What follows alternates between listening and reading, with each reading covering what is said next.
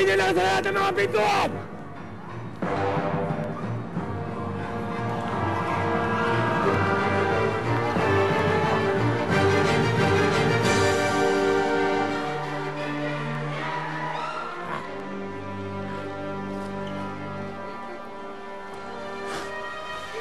Umalis kayo dito. Ipapahamak niyo lang mga tao. Huwag po, Father. Mababait po sila. Hindi po sila mga kalaban. Mga kaibigan sila.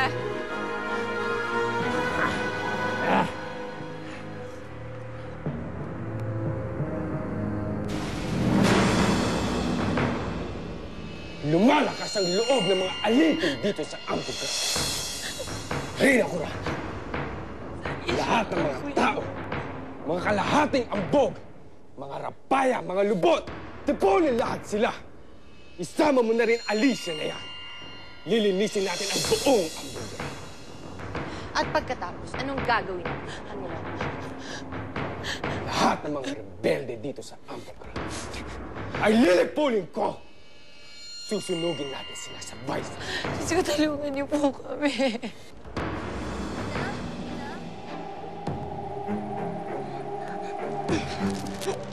Tulungan niyo yun ako! Tinabahan siya!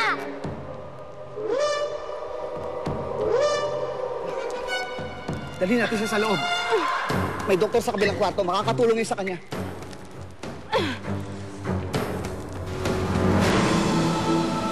Kailangan ko makabalik sa katawan ko, Ama.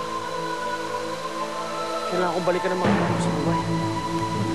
Ako lang ang pwedeng tumulong sa kanila. Ngunit hindi na maaari, Bethel. Hindi nang nawawala ang puwersa ng buhay sa iyong katawan. At anak, lubhang mapanganib kung nanaisin mo pang makabalik. Ano ibig sabihin may paraan?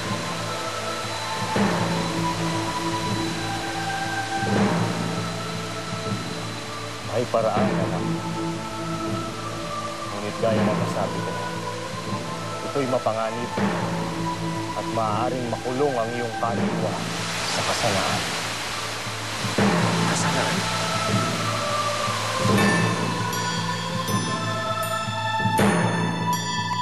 Paraan ay isang lugar na nababalot ng walang hanggang apoy at kalupitan.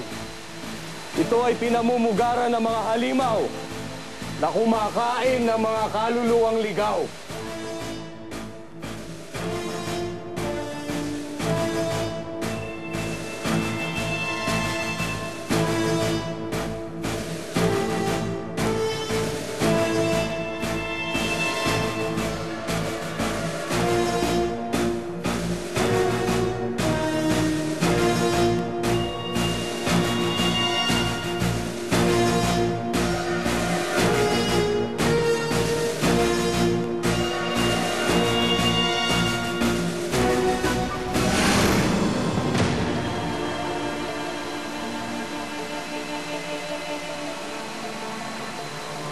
Sigurado ka ba, anak ko, na isinusuko mo na ang buhay mo para sa kanila?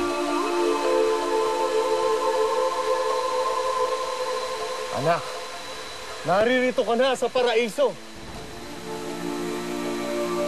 Ngunit bakit gusto mo pang magbalik sa iyong katawan?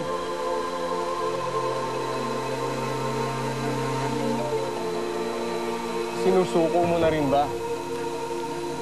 Pati ang iyong kaluluwa.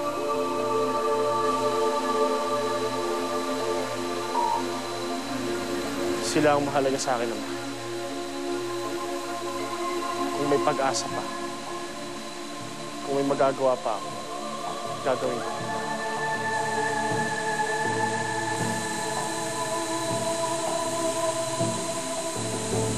Lubos mo akong pinahangala. Kung gayon, wala ka nang dapat pang sayangin panahon. Bumalik ka na sa lagusan na iyong pinagmulan. At tahakin mo ito. Hanggang sa matuntun mo ang pintuan sa kabilang dulo ng kadiliman. Yang kwintas na suot mo. Yan ang tutulong sa'yo sa paghanap ng daan patungo sa kasalanan. Doon mo matatagpuan ang mga simbolo ng iyong adhikain, ang sepulkra at ang kalasag. Ang mga iyon ay nasa kasanaan. Kailangan mo ang mga ito para makabalik ka sa iyong katawan at para makuha mo ulit ang iyong kapangyarihan. Mag-iingat ka. Susubukin ng lugar na yon ang iyong determinasyon. Kaya tatagan mo ang iyong puso. At huwag kang mabibigil.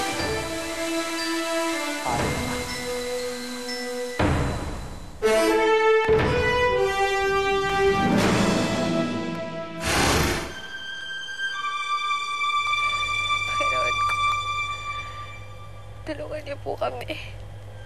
Tulungan niyo po si Virgel. Ina, huwag kayo bibitiw. Parang ako niya na huwag niya ako iiwan. Tago, anak. Baka huli na rin ang lahat.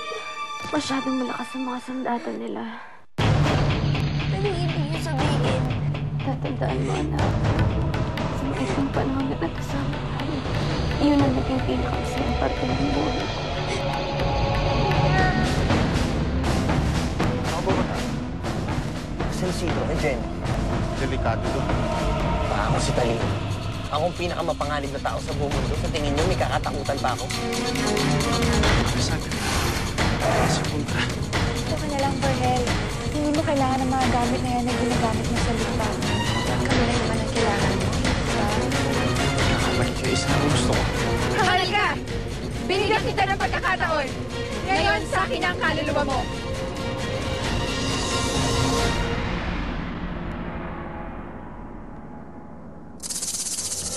Ngayong linggo, isa-isahin natin ang mga babala. Kagimbal-gimbal. Halos di ka panipaniwala. Pero ang epekto ng global warming dito sa Pilipinas, hindi na may kakailan.